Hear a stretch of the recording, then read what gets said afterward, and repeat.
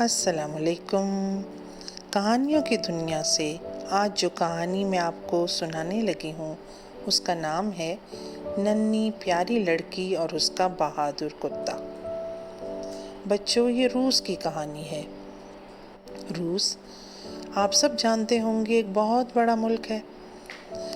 وہاں پر ایک دفعہ ایک بوڑھا آدمی اور ایک بوڑھی عورت رہا کرتے تھے۔ ان کے بچے نہ تھے۔ ایک دن وہ اپنے گھر سے باہر میلے میں گئے اور بچوں کو کھیلتے ہوئے دیکھا۔ بچے مختلف جھولے جھول رہے تھے، کھیل کھیل رہے تھے۔ بوڑھے آدمی نے اپنی بیوی سے کہا، کیسا ہی اچھا ہوتا اگر ہماری بھی کوئی بیٹی ہوتی، بالکل گول مٹول، گوری چٹی۔ بوڑھی عورت نے اپنے کندھے اچکائے اور سر اٹھا کر بولی، ہاں لیکن ہمارے بچے نہیں ہیں اور نہ ہی اب ہمارے بچے ہو سکتے ہیں، ہم بہت بوڑھے ہو گئے ہیں۔ آدمی نے کہا، کیوں بھئی، اللہ کے ہاں دیر ہے اندھیر نہیں، ہم دعا مانگیں گے تو اللہ ضرور دے گا۔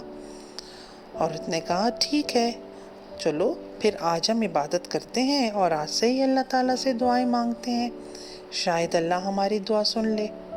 اور بچوں، پھر ایسا ہی ہوا۔ کچھ مہینے بعد اللہ تعالیٰ نے ان کو ایک خوبصورت پیاری سی گوری چٹی گول مٹول بیٹی دے دی۔ بوڑھا آدمی اور اس کی بیوی دونوں خوشی سے دیوانے ہو گئے۔ انہوں نے اس ننھی لڑکی کو خوبصورت کپڑے پہنائے اور بہت پیار دیا، بہت پیار۔ اس کو لوری سناتے، اس کو اچھی اچھی چیزیں کھلاتے۔ چھوٹی لڑکی بڑی ہو گئی تھی۔ بوڑھا جوڑا تو خوشی سے پھولے نہیں سماتا تھا۔ لیکن جیسے کہ طلسماتی کہانیوں میں اکثر ہوتا ہے، بالکل اسی طرح یہ لڑکی بہت ہی اچھی اور ذہین تھی۔ ہر شے ٹھیک ٹھاک جا رہی تھی۔ بوڑھا اور بوڑھی دونوں بھی اچھے تھے۔ ان کے مویشیوں کو سخت سردی کے دنوں میں کچھ نہیں ہوا تھا۔ بہار میں انہیں اپنی مرغیوں کا دڑبا گھر کے پچھواڑے میں منتقل کرنا تھا۔ یہ تو بتانا میں بھول ہی گئی، ان کے گھر میں بہت سی مرغیاں بھی تھیں اور ان مرغیوں کی رکھوالی کے لیے انہوں نے اپنا ایک وفادار کتا بھی رکھا ہوا تھا جس کا نام پلیجو تھا۔ پلیجو بہت ہی وفادار تھا، ہر چیز کا خیال رکھنا وہ اپنا فرض سمجھتا تھا۔ جب انہوں نے اب مرغیوں کا دڑبا بدلا تو شاید پلیجو کو اس کا پتہ نہ تھا کہ دڑبا جو ہے وہ دوسری جگہ صحن میں رکھ دیا گیا ہے۔ ایک روز ایک بوڑھی لومڑی کتے کے پاس آئی۔ وہ بڑی لاغر اور بیمار دکھائی دے رہی تھی۔ اس نے اپنی لڑکھڑاتی آواز میں کہا، پیارے چھوٹے پلیجو، تمہارے بال کتنے خوبصورت اور ملائم ہیں، تمہاری دم، ارے یہ تو ریشم کی بنی ہے، مہربانی کر کے مجھے مرغیوں کے دڑبے میں جانے اور اپنے آپ کو کچھ گرمی پہنچانے دو، دیکھو تو میرا کیا حال ہے۔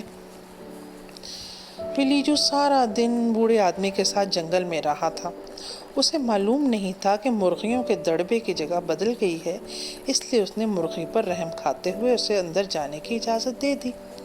لومڑی نے جیسے ہی موقع دیکھا 2 مرغیوں کو گردن سے دبوچ کر مار دیا اور انہیں اٹھا کر اپنے گھر کی طرف چل پڑی۔ وہاں بیٹھ کے اس نے مزے سے مرغیوں کو کھایا۔ بوڑھے آدمی کو جب معلوم ہوا تو اس نے پلیجو کی خوب پٹائی کی اور اس سے پوچھا کہ اس نے ایسا کیوں کیا۔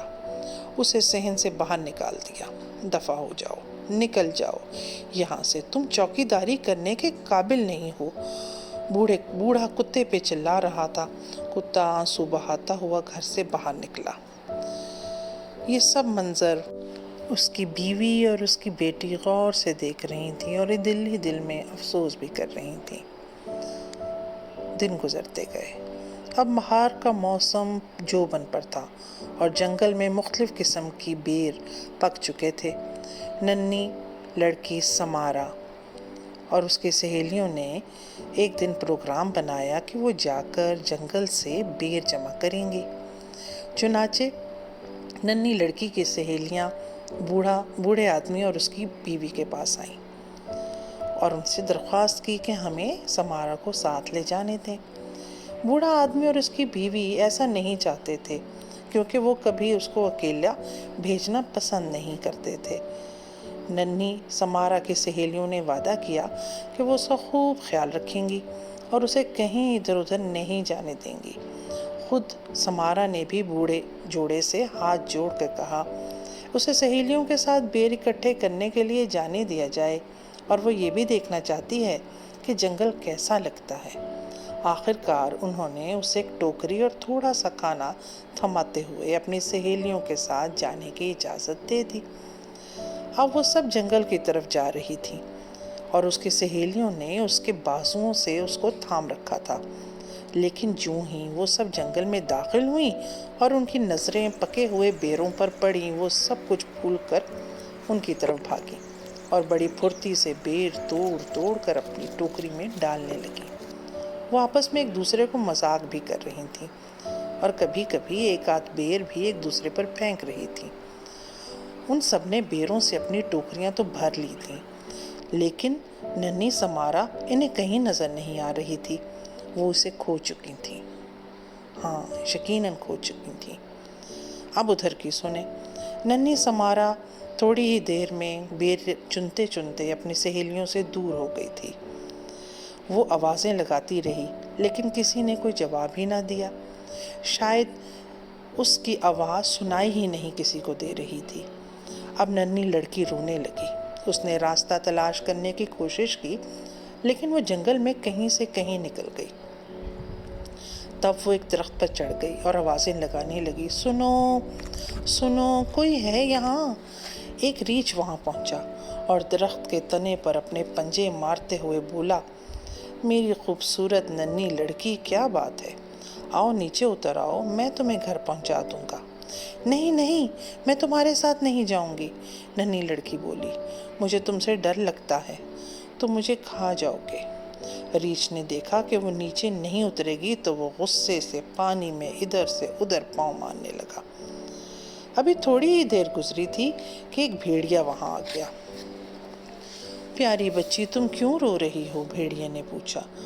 سنو، میں چھوٹی سمارا ہوں جس نے کچھ ہی عرصہ پہلے اس علاقے میں جنم لیا تھا۔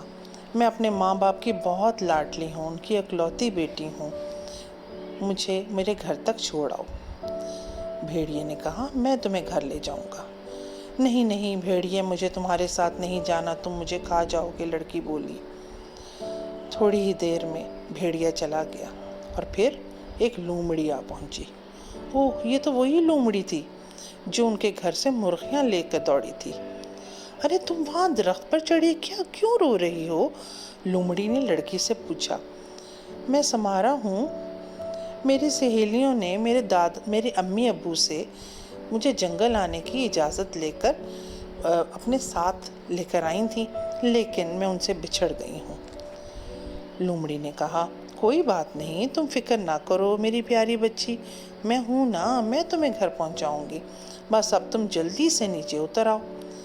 نہیں نہیں لومڑی بھی، تمہاری باتیں بڑی میٹھی ہیں، لیکن مجھے تم سے ڈر لگتا ہے، تم مجھے بھیڑیے کے پاس لے جاؤ گی یا پھر ریچھ کے حوالے کر دو گی، میں تمہارے ساتھ نہیں جاؤں گی۔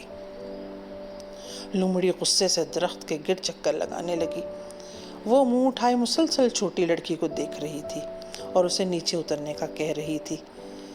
بھیڑیا بھیڑیا، اب جنگل میں کوئی کتا بھاگتا ہوا شور مچا رہا تھا۔ یہ تو وہی ان کا وفادار کتا تھا، یعنی پلیجو۔ لڑکی نے اس کی آواز سنی تو اسے پہچان لیا۔ سنو میرے پیارے پلیجو، پلیجو سنو، میں یہاں ہوں۔ سمارا نے زور سے آواز دی، میرے پیارے پلیجو، میں ہوں، تمہاری چھوٹی سی سمارا، تمہاری دوست۔ میری سہیلیوں نے میرے امی ابو سے اجازت لی تھی اور جنگل میں ہم یہاں پر بیریاں اکٹھی کرنے آئی تھیں، لیکن افسوس کہ میں اپنی سہیلیوں سے بچھڑ گئی۔ کتے کی آواز قریب سے اب آ رہی تھی۔ جیسے ہی کتے کی آواز قریب آئی، لومڑی تو دم دبا کر وہاں سے بھاگ گئی۔ کتا یعنی پلیجو درخت کے قریب پہنچا۔ چھوٹی لڑکی سمارا درخت سے نیچے اتر آئی۔ अब वो बिल्कुल इकट्ठे हो गए और समारा ने उसको खूब प्यार किया। कुत्ता भी उसके पाँव में लौटने लगा। दोनों ने फैसला किया कि जल्द अज जल्द घर की तरफ वापस चलते हैं, क्योंकि शाम हो रही थी। चुनाचे लड़की और वो कुत्ता साथ साथ कभी आगे कभी पीछे चलते हुए घर की तरफ लौट गए। जब वो घर पहुंचे, बूढ़ी औरत और उसका मियाँ दोनों बेटी को देखकर खुशी से उछल पड़े। उनकी आंखें आंसुओं से भर गईं। उन्होंने जल्दी जल्दी बेटी को खाना खिलाया, आरामदेह बिस्तर दिया और प्यार से उसको कहानी सुनाने लगे।